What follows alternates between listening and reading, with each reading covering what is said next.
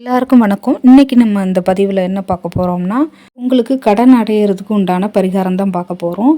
இந்த வீடியோவில் சொல்கிற டயத்தில் நீங்கள் உங்களுக்கு ₹1 கூட இருந்தால் கூட நீங்கள் எடுத்து வச்சிங்கன்னா உங்களுக்கு கடன் நல்லா ஈஸியாக அடைஞ்சிரும், உங்களுக்கு பணம் பெருகும். இது என்ன சூட்சும பரிகாரம்னா, மைத்திரை முகூர்த்தம்னு வரும், மாதத்தில் 2ஓ 3ஓ வரும். அந்த டயத்தை நீங்கள் குறிப்பிட்டாப்பில் எடுத்து வச்சுட்டா அந்த டைமில் ஒரு உங்கள்கிட்ட எவ்வளோ காசு இருக்கோ கடன் கொடுக்க வேண்டியங்க பேரை எழுதி வச்சுட்டு அதில் ஒரு வசம்பு துண்டு, ஒரு அன்னாச்சி பூ இருக்கு இல்லையா, அதை எடுத்து வச்சுட்டு அவங்க பேரை எழுதிக்கோங்க. இல்லை பேங்க்னா பேங்க்கு பேரை எழுதிக்கோங்க. எழுதிட்டு ₹1 இருந்தாலும் சரி, உங்கள்கிட்ட எவ்வளோ இருக்கோ எடுத்து வச்சுடுங்க. இல்லை உங்கள்கிட்ட நிறைய பணம் இருக்குது, உங்களுக்கு கொடுக்க முடியும்னா அந்த டயத்தில் நீங்கள் கொடுங்க.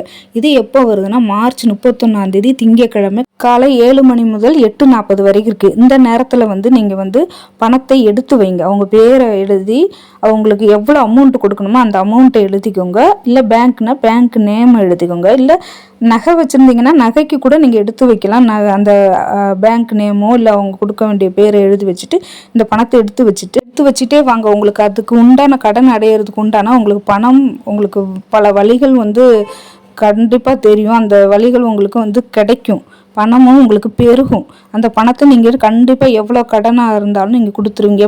நகையை திருப்பிடுவீங்க, கொடுக்க வேண்டிய இடத்துல உங்களுக்கு கொடுத்துருவீங்க. கண்டிப்பாக உங்களுக்கு பணம் பெருகும். இந்த ₹1 கூட பெருகும். இந்த வீடியோ பிடிச்சிருந்தா லைக் பண்ணுங்கள், ஷேர் பண்ணுங்கள், சப்ஸ்கிரைப் பண்ணுங்கள்.